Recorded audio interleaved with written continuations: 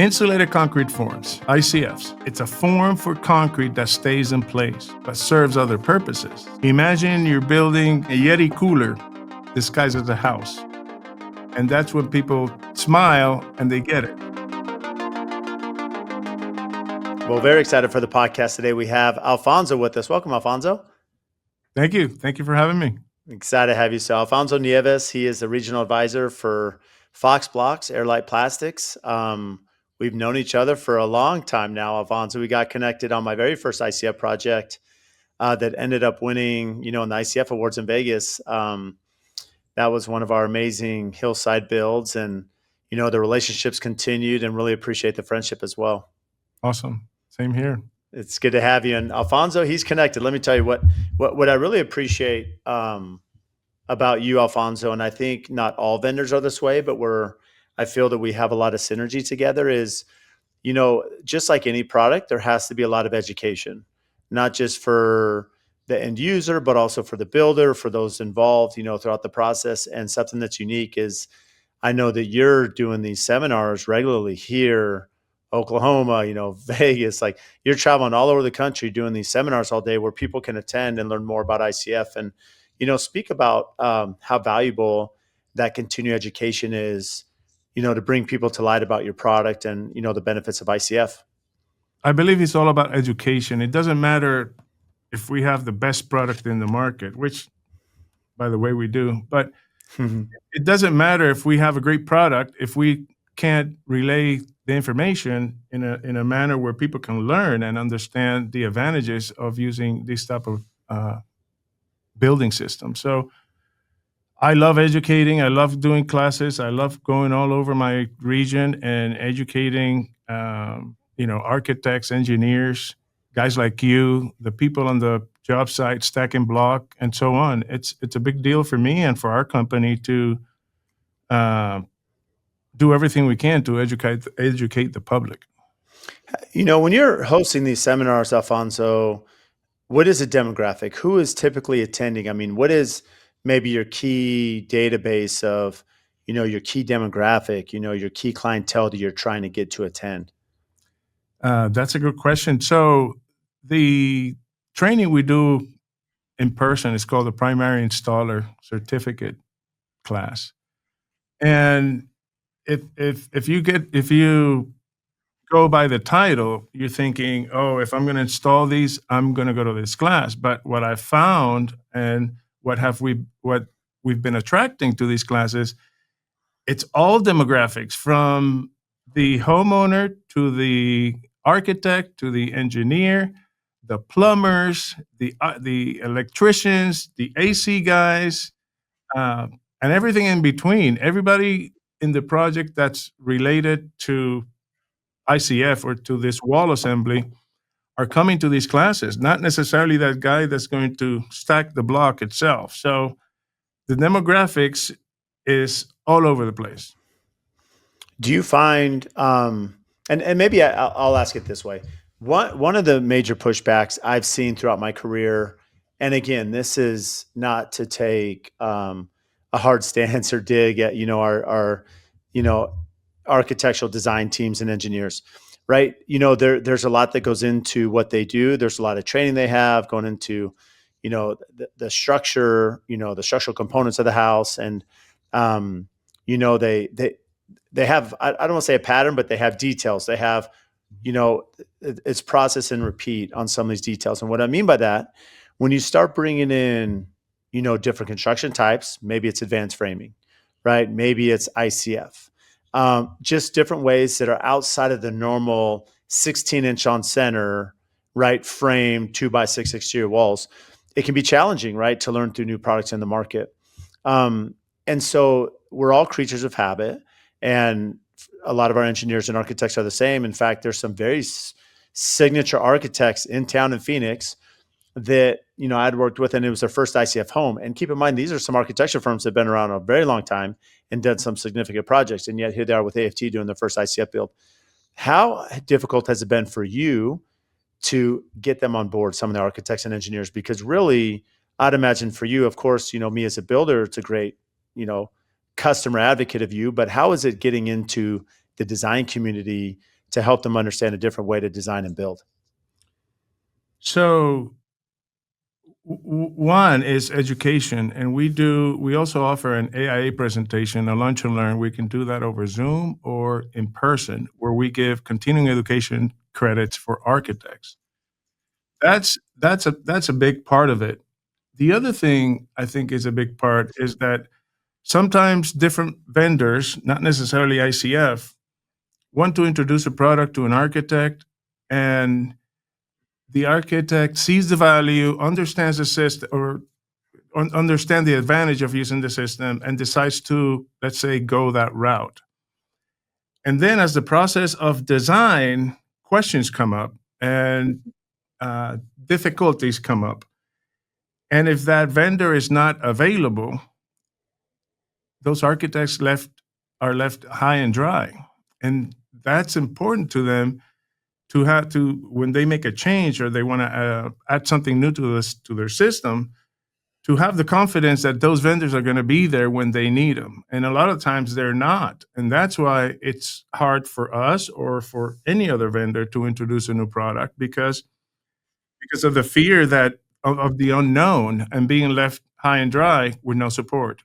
We take big pride in what we do, in being there from the beginning, from the design stage, and being available throughout that process to support them in that new change. I think you bring up a very valid point. And the reason is, Alfonso, is, when you're learning a new product information, there's always going to be questions. There's going to be, Mhm. um, decisions to be made. And if you don't have a communication channel, if that sales rep or that industry professional is not there to mentor you, we'll say, it can be overwhelming, right? And that's what puts us back as a creature of habit into what we're comfortable with.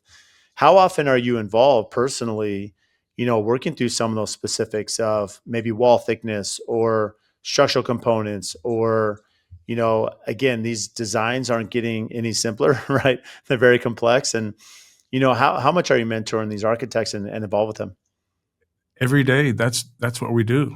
That's what we do. We have a good product, but the main focus on what we do is supporting our clients and supporting our designers and supporting our engineers. So these are daily phone calls that I have throughout my region. So, and maybe we start here, Alfonso. I probably should have teed you off to walk through ICF. Like, what is the product? What does it stand for? Give us a snapshot of, what we're discussing for the audience. So insulated concrete forms. It's ICFs. It's a it's a form for concrete that stays in place but serves other purposes. So imagine you're building, and I like to use this sometimes. You're building a Yeti cooler disguised as a house, and that's when people smile and they get it. So we're building a wall assembly, the envelope of any structure, and it's a concrete form. We're pouring concrete in the middle, sandwiched between two layers of 2 5/8 of rigid foam insulation (EPS). Uh, but the beauty about this system is that wall assembly, I call it one shot, one kill.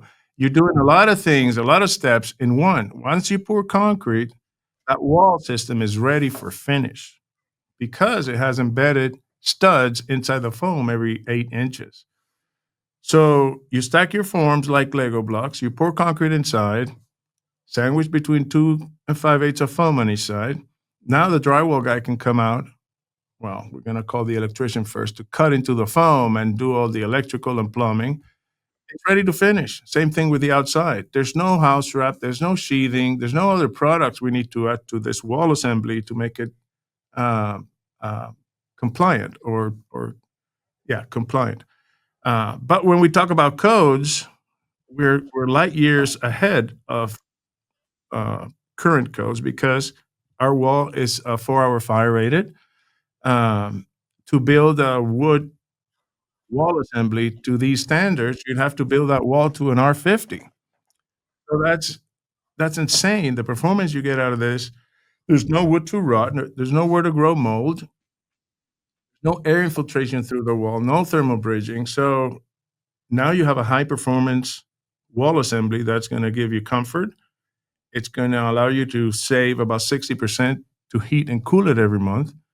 Um, you're rarely going to have issues with foundation because now you're technically building a gigantic stem is all connected. So you might have any issues with soil in one corner of the house. Well, that corner is not moving because it's tied into the whole wall assembly. Um, just a high performance wall assembly. Another point that I want to make is that sometimes engineers, architects, builders get caught up in the whole foam situation, and they tend to over spec and over engineer these walls. Sometimes I've seen walls that I question, how is concrete going to flow inside because there's so much steel. This is the same engineering that everybody uses on a put in place concrete wall with wood forms, with metal forms, aluminum forms. It's the same engineering. Nothing changes. The only thing different is that my forms stay in place to serve all these other purposes. I'm really glad you brought the thermal bridging, and I want to build on that a little bit for anyone that probably didn't, miss that term, understand what that is. One of the biggest challenges we have in building an energy efficient home, Alfonso, you and I have worked on a net zero home together, right? On Mark LaLiberte's house.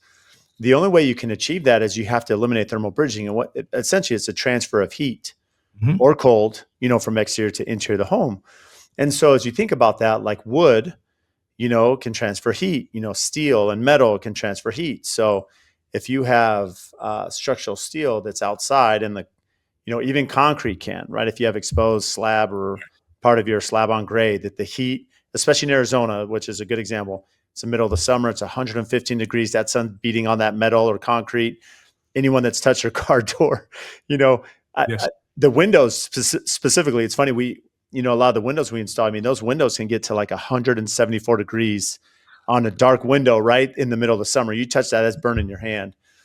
Point being is that with that heat that's beating on that steel, it's going to transfer that heat for next year inside the home. And the benefit of ICF, you're eliminating the thermal bridge. Essentially, there's a barrier because you mentioned you have the 2 5/8 foam. Mhm. Then you have concrete, which concrete does transfer heat. However, all the concrete's inside the foam, so there's no sun beating on it. And then you have the insulation on the inside. So it's really eliminating, that heat transfer gain.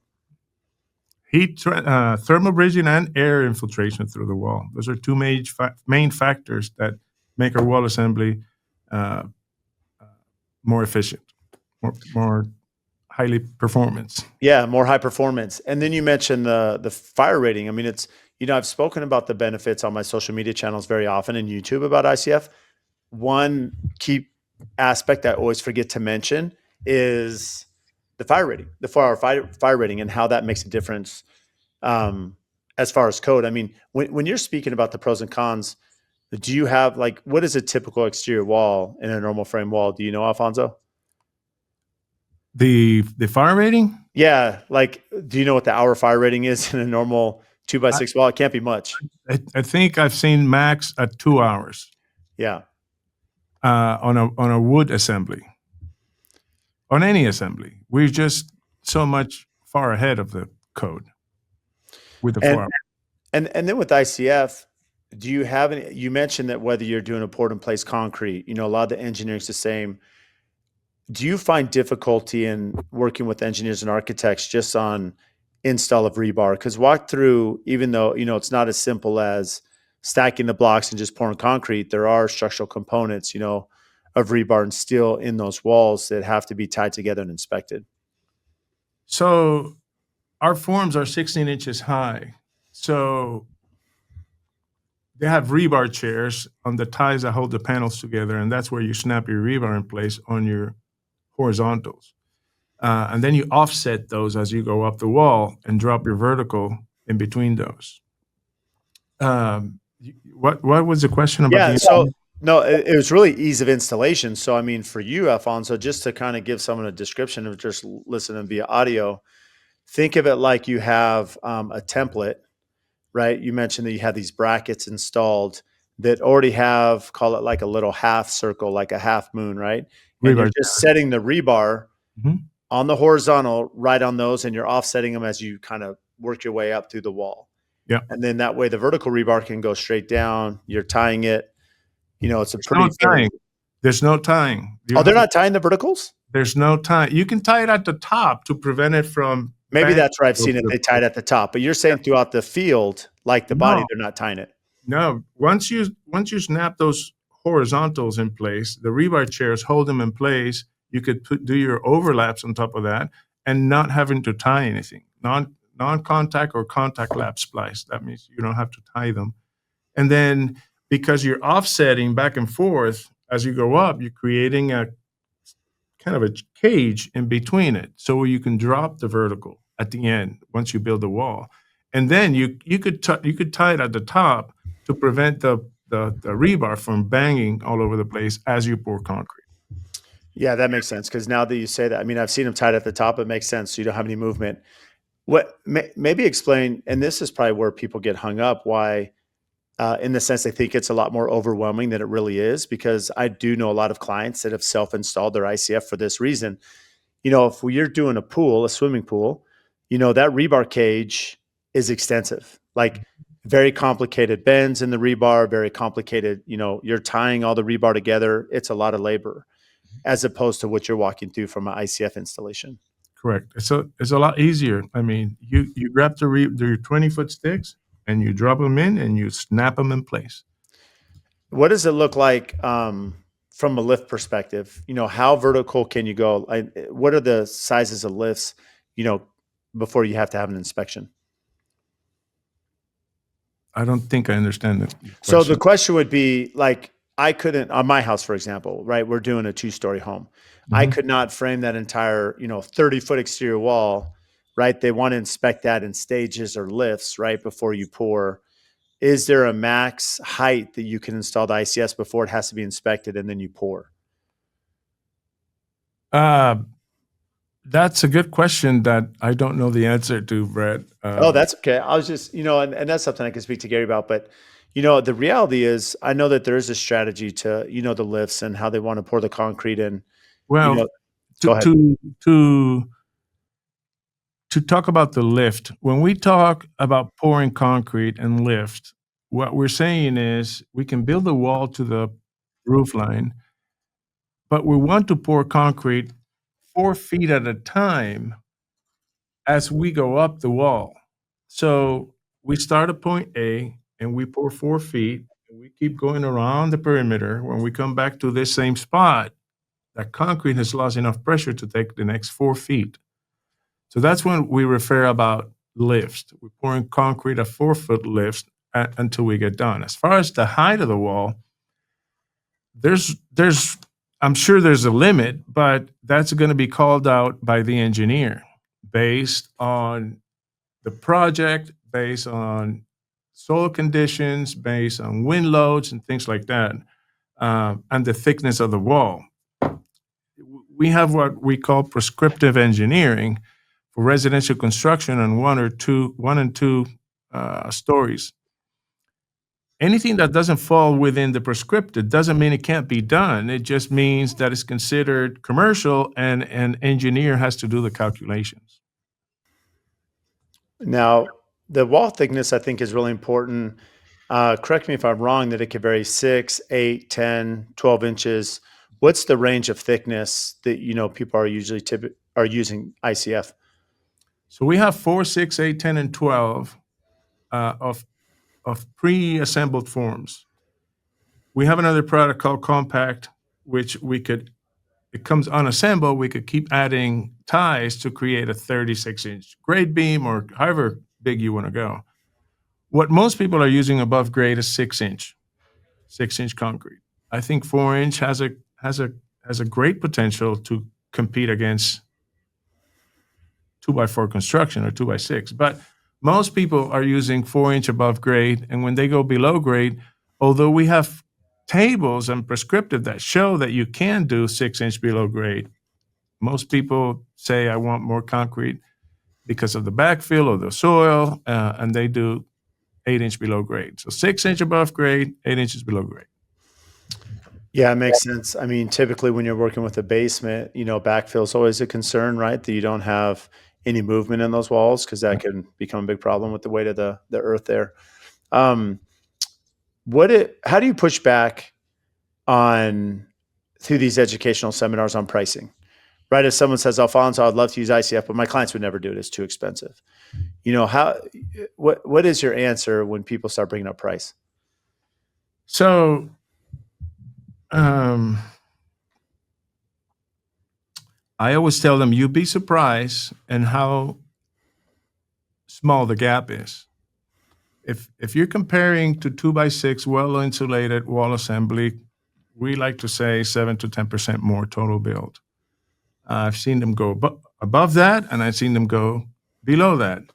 But even at that 10% above and having a bigger mortgage, or if you paid cash, you paid 10% more, you're going to get that back because it's about 60% less to heat and cool it. So let's say you do have a mortgage for 10% more, the cost to operate that home every month is going to be less out of pocket, even having a bigger mortgage, because your savings in heating and cooling are so drastic. The other important part about budget and pricing is that, yes, they decided to do ICF. Okay, the builder says, great, we're going to do ICF. Then the subs start coming in. The electrician comes in and says, oh, I've never seen this before. I got to quote 50% more for Right. unknowns. And then the plumber comes in and says the same thing. The framer comes in and says, oh, how am I going to tie that wall into the Fox blocks? Well, I better charge for that because I have no idea.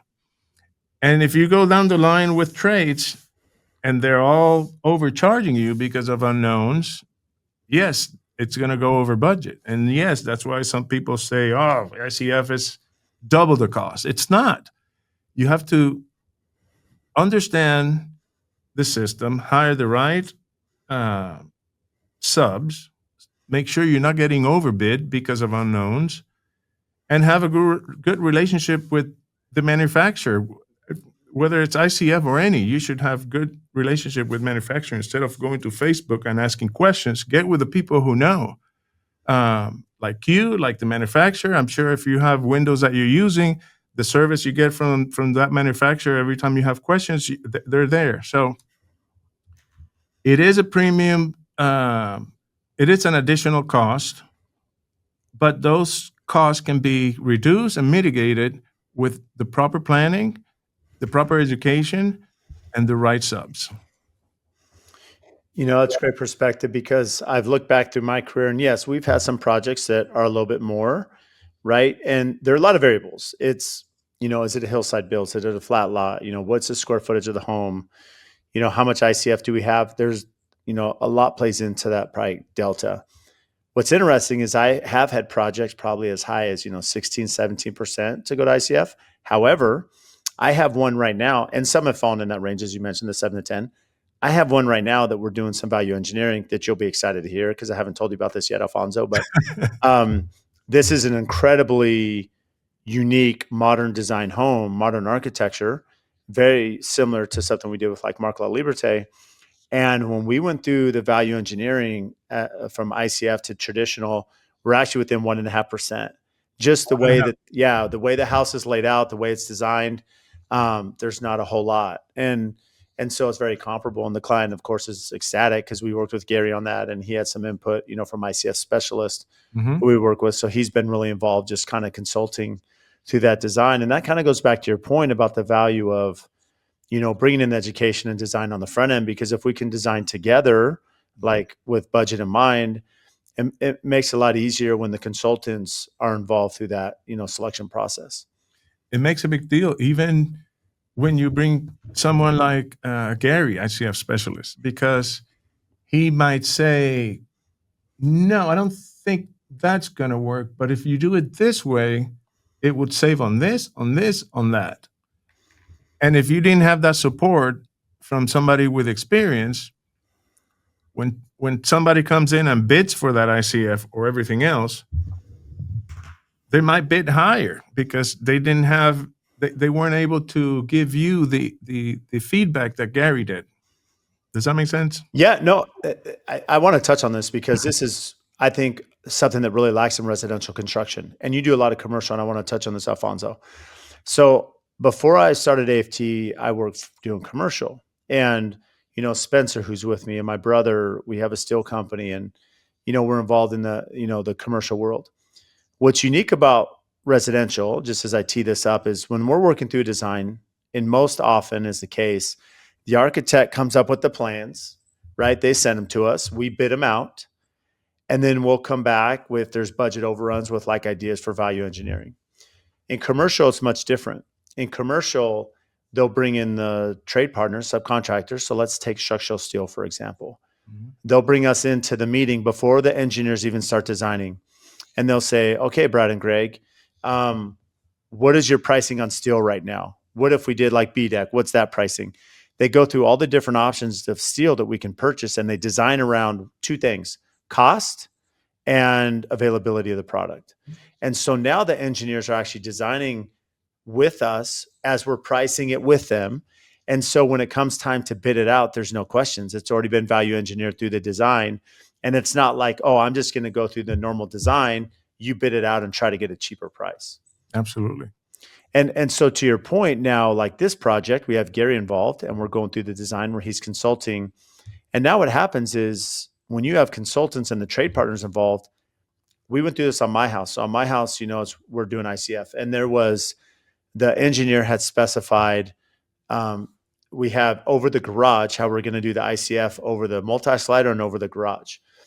And Gary calls me and he says, Brad, if you eliminate that from being ICF and just do a structural steel girder right there and, run it through steel, you're going to save a tremendous amount of money, from the amount of rebar I have to put in and, have that, that overhang floating.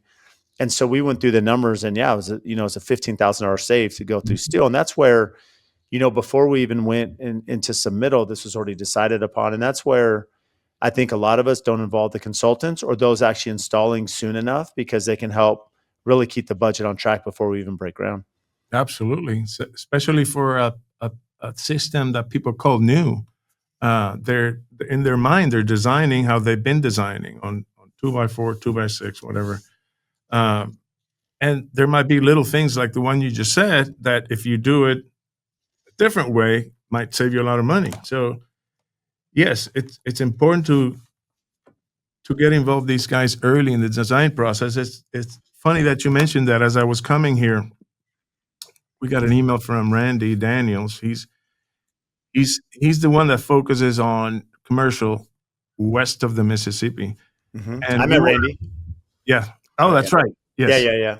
So we were at a show in somewhere in Arizona a year ago, a school show, or I don't remember. Anyhow, so the process starts there, back at the show table when you meet the architect and they understand the system.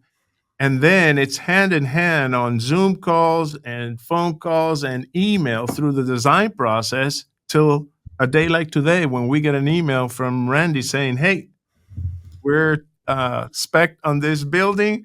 It's ready to go. They're going to bid on it. Here you go. So back to the point we're making, education and being involved from the early stages.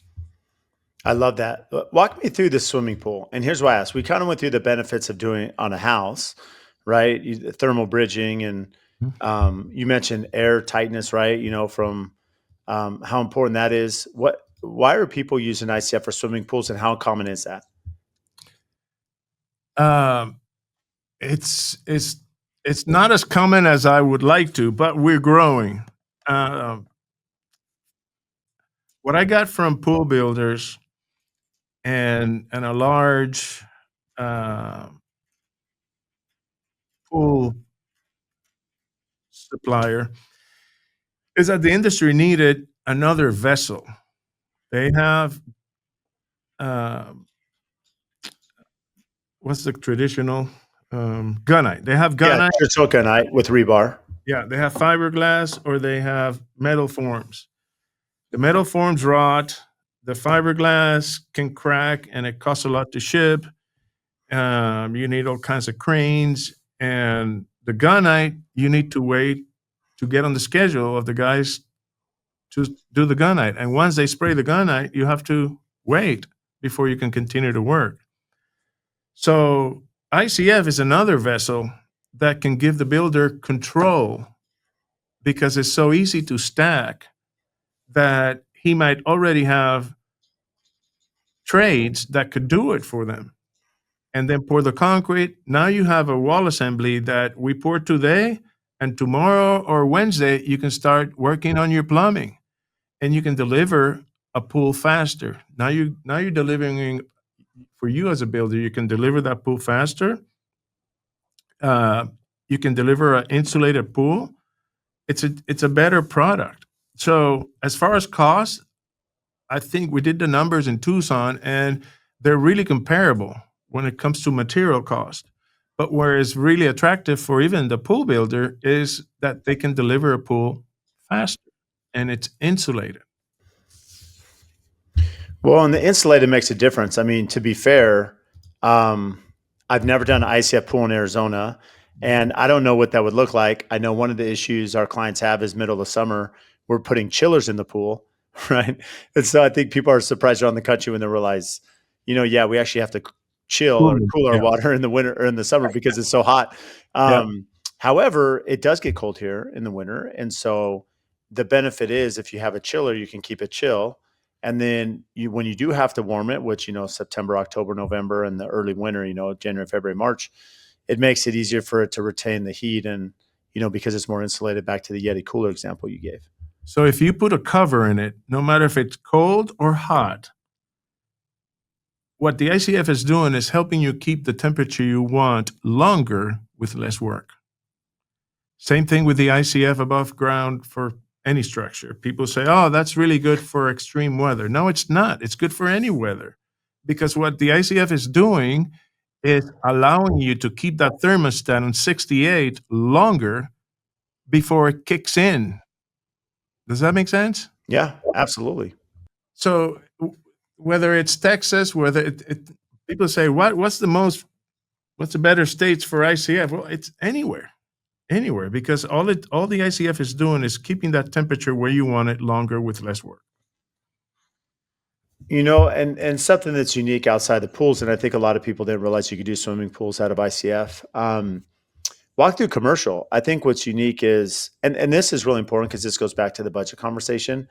We all know that when they're building charter schools or they're building new schools or, banks or other commercial buildings, pricing is a really important part of that process for the numbers to work. There's only, as a commercial developer, there's only so much you can charge for rent, on rent roll and triple net and other items. And so you have to make sure that building cost is efficient. And if they're doing that in commercial, we know that there is a method to it that is high performance. As you look at your business, Alfonso, is there a percentage to residential commercial? What is it that the commercial builders and developers are looking for and why they come to Fox Blocks? Speed. Speed is one of the main things. Not only that, but obviously energy efficiency. And a few years back, a large company, Masons in Texas, did a study of a wall assembly comparing finished CMU, with a finished ICF Fox Blocks wall, and they came out cheaper. So it's like in Oklahoma, all the schools are going up. All the school gymnasiums and safe rooms and all that, they're all going up with ICF because they're meeting their timelines and they're coming out many times for less than a finished CMU wall. And even if you do tilt wall, by the time you come back and ferret and insulate it, we're so much faster and so much you're providing a better end product faster and for about the same or less. It's amazing. I mean, speed, as you mentioned, everything comes down to price and time, right? Especially in commercial. Having worked in commercial, the reason speed is relevant is because liquidated damages, right? LDs. Something that's pretty common is these operators will have negotiated liquidated damages in your contract because for them, if the building's not open, they're losing revenue, right? Whether it's a Walmart, whether it's a school, they have strict timelines, which are a little bit different, than the customization of a normal residential home. Yeah, here's an example. There in Arizona, there was an owner that had quite a few Hampton Inns, and they were all made out of wood, 4 stories high, because you can't build 5 stories out of wood. So after a long time of Randy doing his thing and educating him, he decided to do his first Fox block. So they can finish faster. They can build one more story, so that's more rooms to rent. The average cost of heating and cooling of the other uh, hotels were, I think, there were $12,000 to $17,000 a month. This new Fox Blocks hotel, with an extra level of rooms to rent, average heating and cooling $8,000 a month.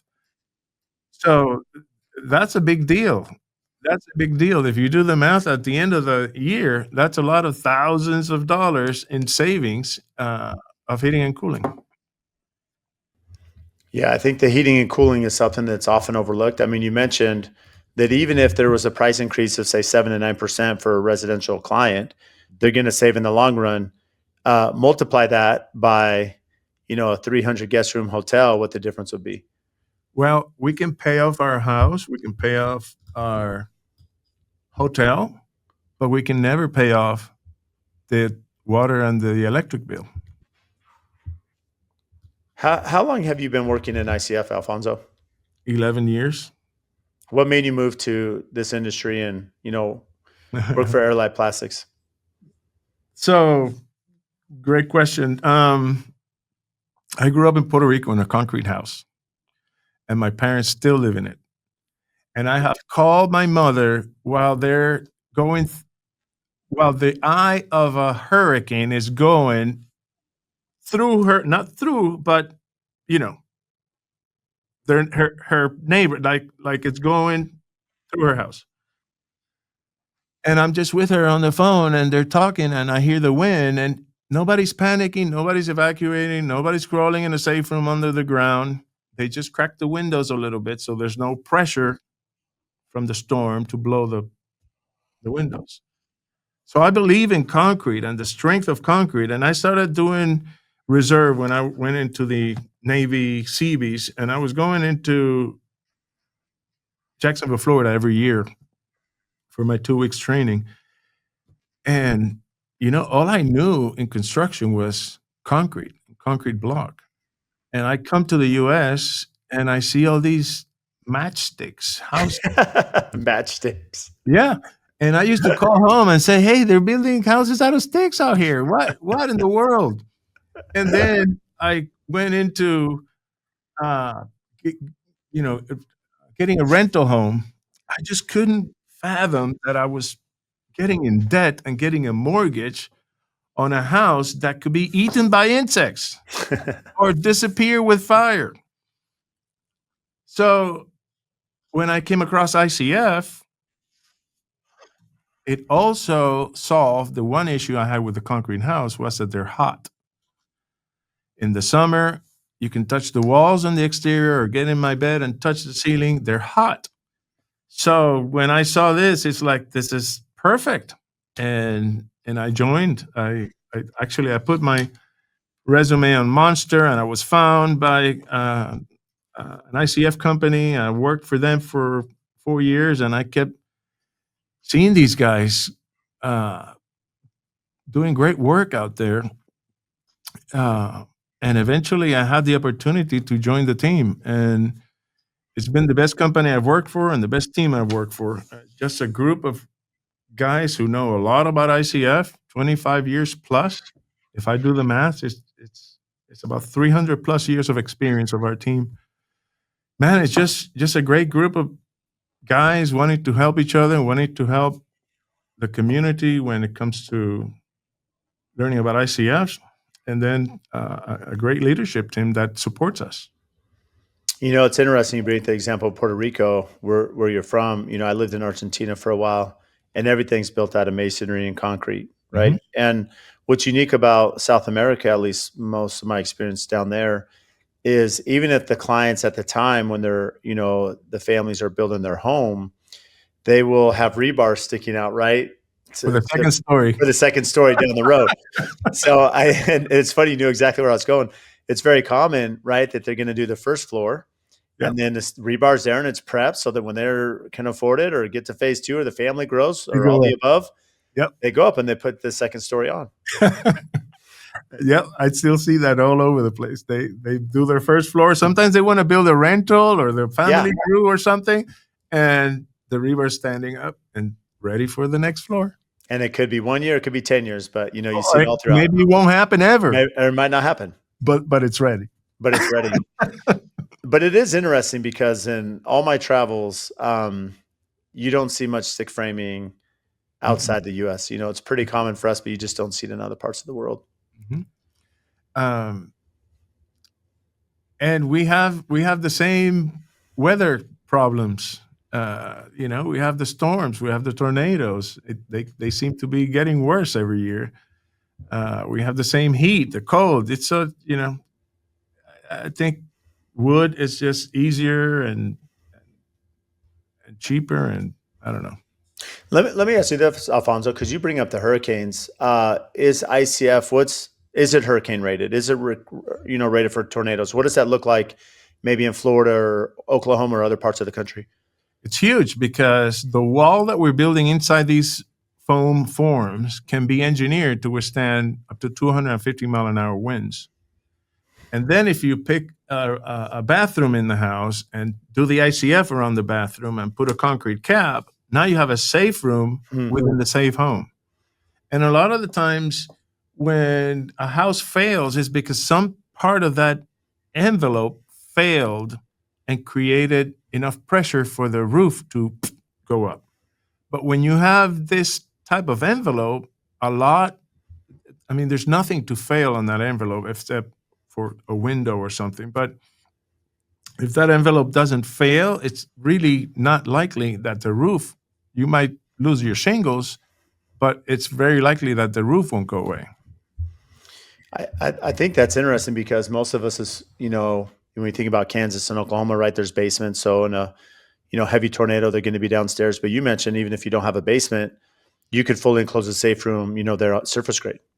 Absolutely. That's a great way that I tell builders that are not familiar with the system. It's a less intimidating way for them to understand and get to try the system by building a safe room within the house, a usable space. Right now, unfortunately, because of circumstances I couldn't control, I own a wood house and I asked for a safe room. Guess what? I have a big steel box in my garage bolted to the slab, and it's so big I can't put my truck in my garage. So if the builder would have made my pantry a safe room, I could put my car in the garage and I don't have to go out. I could take shelter. Like this past weekend, me and my wife and my daughter, we took shelter because the sirens were going off and we had to take shelter on my safe room in the garage. So I told the builders, just do the pantry. Let's do the safe room. You're providing your customer with a livable space as a safe room or a panic room. You put communications in there. Now they leave their kids can go in there, lock up, and everybody's safe.